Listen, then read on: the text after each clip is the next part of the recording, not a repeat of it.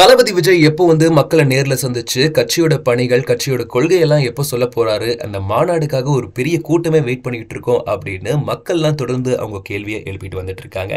இப்போ எந்த இடத்துல நடக்க போகுது, எந்த இடத்துல சூஸ் பண்ணிருக்காங்க அப்படின்ற தகவல் தான் பார்க்க போறோம். நம்ம எல்லாருக்குமே தெரிஞ்சிருக்கோம், தமிழக வெற்றி கழகம் அப்படின்ற கட்சியை தொடங்கியிருக்காரு தளபதி விஜய். இந்த கட்சி மூலியமா நிறைய விஷயங்களை ஷேர் பண்ண போறேன், மக்களுக்கு நிறைய பணிகள் செய்ய போறேன் அப்படின்ற விஷயங்களும் சொல்லியிருந்தாரு. அந்த வகையில லோக்சபா தேர்தலில் இப்போ வரக்கூடிய பார்லிமெண்ட் எலெக்ஷன்ல நான் போட்டியிட மாட்டேன், ஆனா அடுத்ததா 2026ல நடக்கக்கூடிய சட்டசபை தேர்தலில் நான் போட்டி போட போறேன் அப்படின்ற மாதிரி சொல்லியிருந்தாரு. இதெல்லாம் ஒரு பக்கம் மக்களுக்கு பிடிச்சிருந்தாலுமே சரி, கட்சி மூலமா என்ன பணிகள்லாம் நீங்க செய்ய போறீங்க, உங்களோட கொள்கை என்ன அப்படின்ற கேள்விகள் தொடர்ந்து வண்ணம் தான் இருந்துகிட்டு இருக்கு.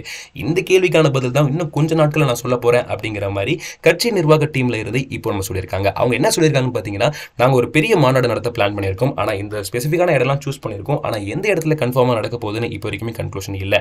அந்த வகையில் எந்த இடம்லாம் நாங்கள் சூஸ் பண்ணியிருக்கோம் அப்படின்னு பார்த்தீங்கன்னா, சென்னை தான் ஃபர்ஸ்ட் ஒரு சாய்ஸாக வச்சிருக்கோம். அதை தொடர்ந்து தென் மாவட்டங்களில் தான் முதல் மாநாட்டை தொடங்குறதா ஸ்டார்டிங் இருந்துச்சு.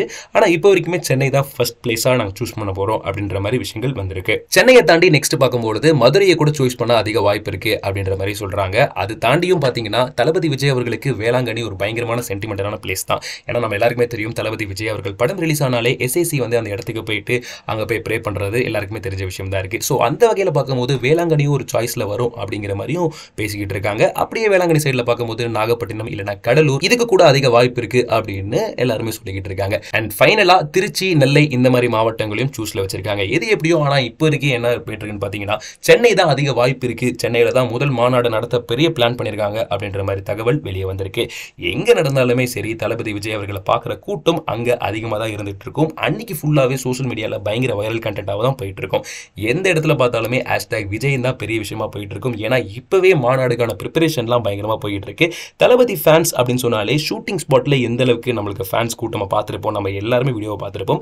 அந்த வகையில் மாநாடுல என்ன மாதிரி விஷயங்கள் பேச போறாரு, என்ன மாதிரி குட்டி ஸ்டோரியா பெரிய ஸ்டோரி சொல்ல போறாரா அப்படின்ற கேள்வியும் இருந்துகிட்டு இருக்கு.